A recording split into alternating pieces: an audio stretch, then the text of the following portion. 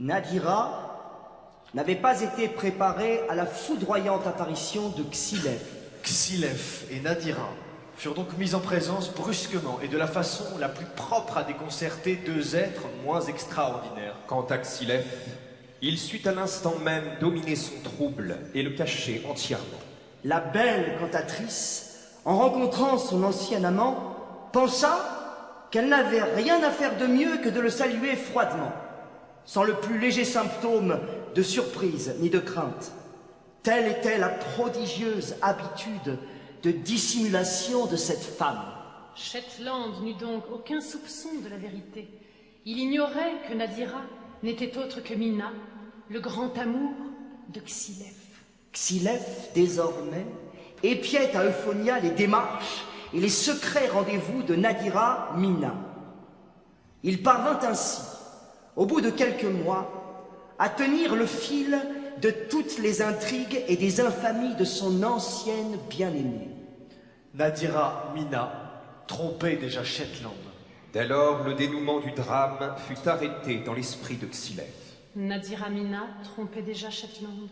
Shetland devait être arraché à tout prix à une existence souillée et déshonorée. Sa mort même dut-elle être la suite de son désillusionnement. Il fallait que le grand amour de deux artistes éminents pour une si indigne créature fût vengé d'une manière terrible, effroyable, à nul autre pareil. Effroyable, à nul autre pareil.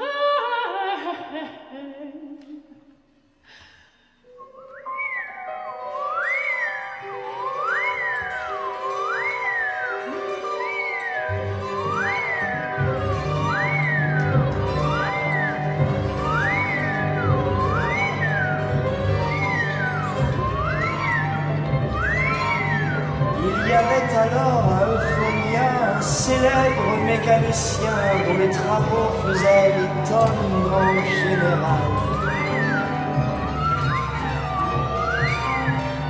Il venait de terminer un piano gigantesque dont les sons variés étaient si puissants que sous les doigts d'un seul virtuose il luttait sans désavantage avec un orchestre de 100 musiciens. Le nom de Quel piano orchestre qu'on lui avait donné.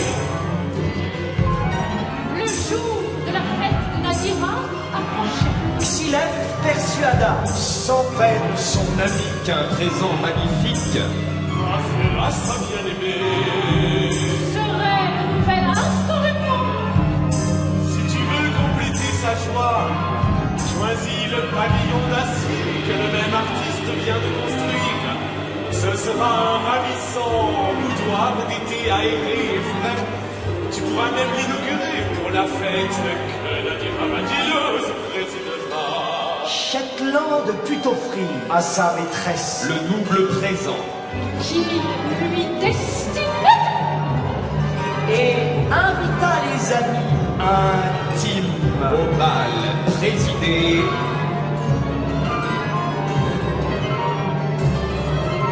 Par Par sa sa bien-aimée.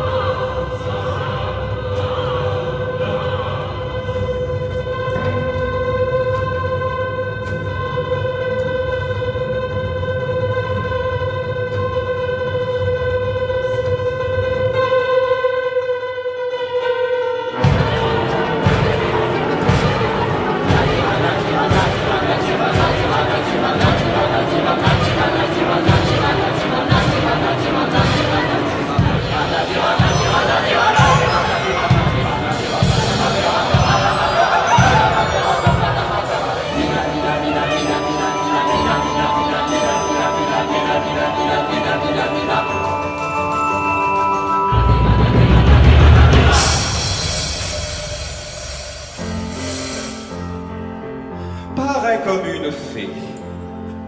Ah, comme une fée. Elle reçoit dans le pavillon. Elle reçoit dans le pavillon les jeunes femmes Bien dignes sous tout rapport. bien dignes sous tout rapport. Et les jeunes hommes qu'elle avait distingués. Et les jeunes hommes qu'elle avait distingués.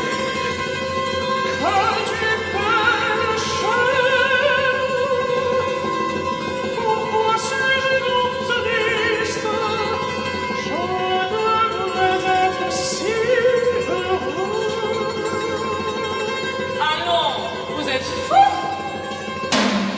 Vous feriez mieux d'aller vous mettre au piano. Le bal au moins pourrait commencer. Allez. Silette debout, la main sur un bouton d'acier. Placé devant la paroi extérieure Allons, du château. Shetland, tu t'endors? Entends leurs cris de joie. Oh, ta Nadira est bien heureuse. Silef presse le ressort. Destiné à faire mouvoir le mécanisme secret du pavillon. Les parois commencent à rouler sur elles-mêmes sans bruit. Les danseurs voient l'espace moins grand qu'auparavant. Ils pointent leur nombre, c'est affreux. Ah, la malheur. Ce soir, je leur dis d'endors. Non, ce soir, impossible. De la bonne heure. À la bonne heure, misérable. Il y a plus longtemps.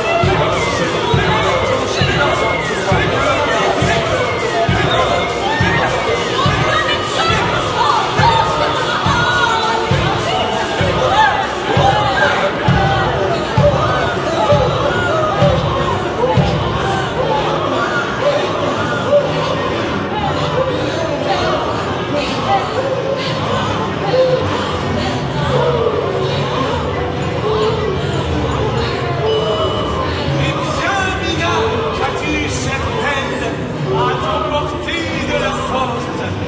Ton corset d'acier te serrait trop trop.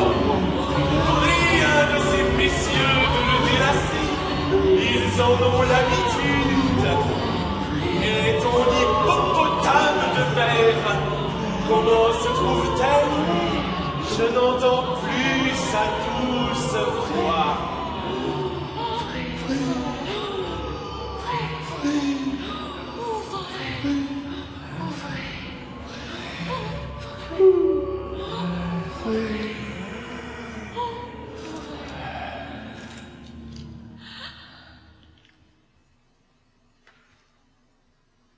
Viens, malheureux.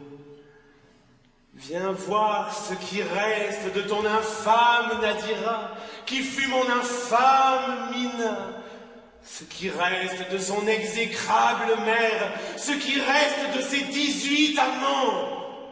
Dis si justice est bien faite. Regarde. Nadira, Nadira, Nadira, Nadira, Nadira. Pauvre Shetland, il est heureux. Maintenant, je crois que je n'ai plus rien à faire et qu'il m'est permis de me reposer. Othello's occupation is gone.